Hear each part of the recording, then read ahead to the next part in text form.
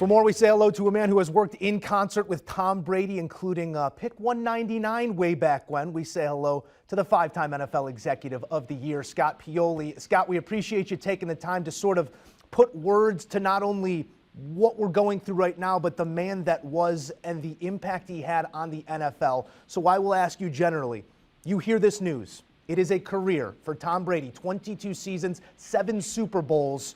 Your emerging thought is what? Yeah, it's interesting because I'm still trying to process this whole thing. Mm-hmm. I'm at the HBCU Combine in Mobile, and they told me, and I'm still trying to process the whole thing because it's been going on for so long. And, you sit there and you wonder, what is it going to be like? What are your thoughts or feelings, or, what is the description of his legacy going to be? And, I was listening to this show as I was getting ready to come on, and I know people are talking about numbers and these records and all of the stats and the Super Bowls and for me it goes so much further beyond that, Joey. And you and I have talked about this.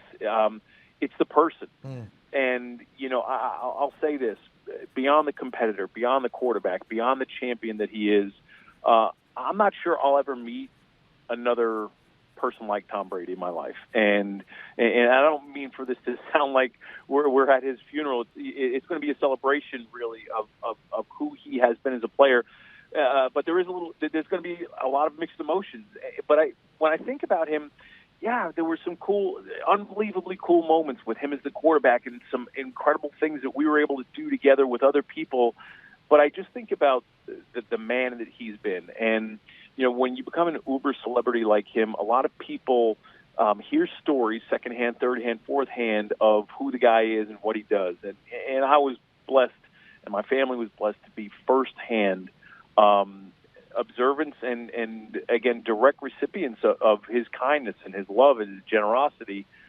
So to me, I'm looking at this through a little bit of a different lens, and that's the part that I'm trying to get my head around. We're going to be talking the next month about all the things that we've been talking for years as the preemptive retirement about all the numbers that he has. It's been it's just really interesting. I'm still trying to get my head around it and how I want to frame this whole thing. It's interesting that you present it as such, Scott, as, for years we have been preparing ourselves for this moment, and yet it comes as a surprise because we see the level that he continues to play at year after year, time and again. And I think it speaks to anyone who aspires to greatness in their own field or in their own lives.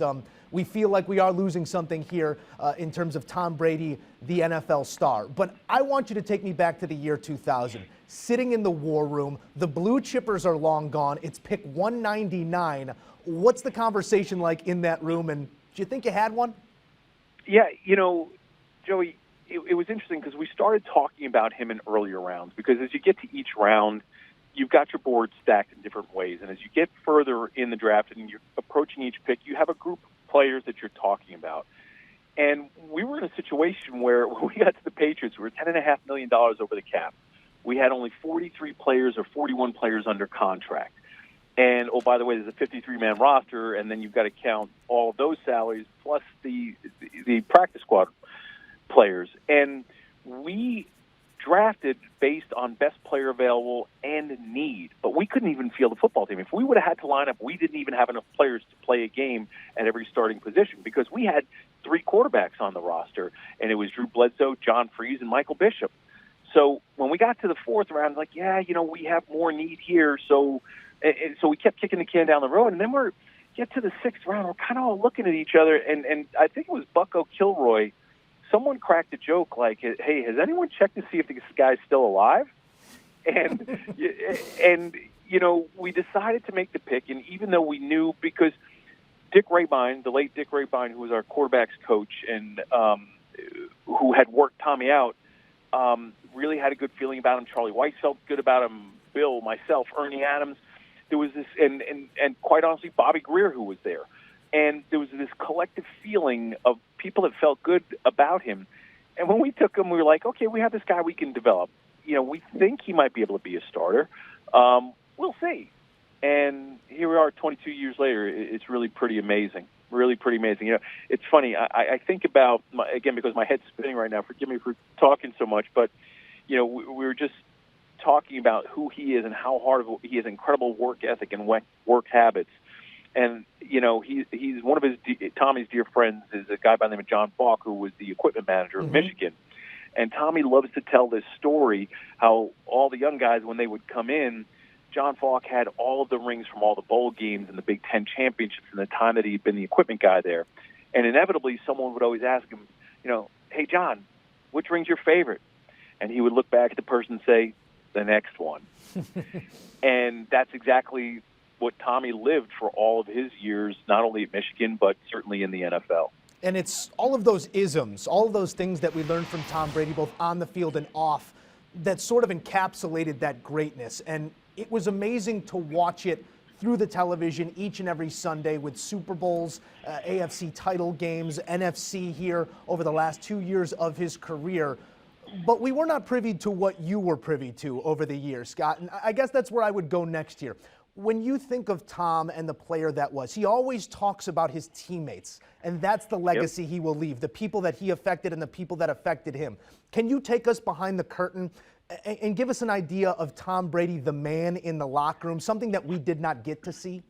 Well, I don't know if it's just Tom Brady in the locker room. Again, I keep going back to Tom Brady, the person, the human being. And again, there's a lot of people, when you have the level of greatness that he does and that he did, and you have the notoriety, people are always trying to find chinks in the armor, always trying to find something that's wrong we love in this society to build someone up just to be able to tear him down. And I know over time I've heard people say things that don't know him or have had general proximity to him, but they don't really know. Here's what I do know. This is a guy who, in his first couple of years in New England, he was single and he's always looked like Tom Brady. Could have had a different lifestyle, but he was living in a condo with his sisters, right? His sisters, 3 older sisters he had, but he was living with, I think, 2 of them. And he was a good family man. He loves his parents. He loves his sisters. He treats all of them with kindness and respect.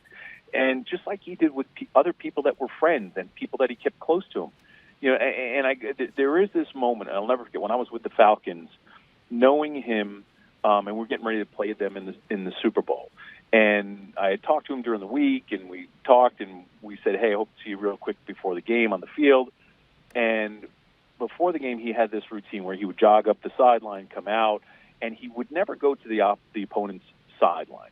It was just one of his things. And, I saw him, and I wanted to make sure that so I met him at midfield. We talked real quick, and he said, hey, is Mia here? You said Mia was going to be down on the sidelines. This is before the Super Bowl, right? And I go, yeah, she's over there on the sidelines. And he looks at her. He puts his hands on his head like, oh, my gosh, she's so big. And he jogged over to our sidelines to give my daughter, who he's known, since she was born, to give her a hug before the Super Bowl. And that may not sound like a lot to people, but it says so much about who the man is. And if you know him, you know what that meant. He's a guy of routine, and he broke routine to go see my baby, and it was pretty cool moment. That is a beautiful moment, and I appreciate you sharing such a touching and personal moment with us. And I will ask you to share one more. And I know your head's spinning right now because a friend and a colleague is calling it a career, the greatest career that ever was in the NFL.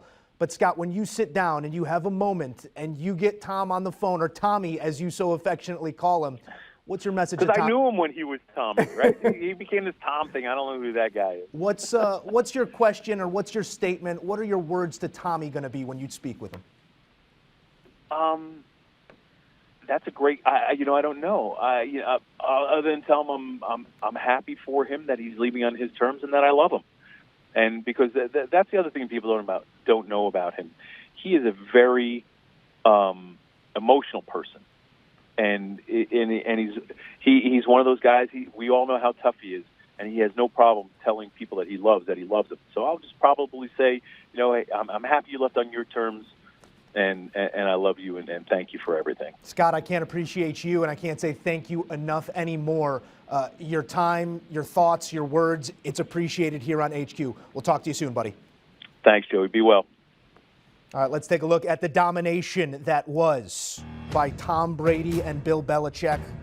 It is greatness that will break a full screen, folks. Tom Brady and Bill Belichick, 249 wins as a QB coaching duo. Ben Roethlisberger, Mike Tomlin next closest at 144. Drew Brees, Sean Payton, everybody on that list. Book closed, and it's Brady and Belichick above the rest.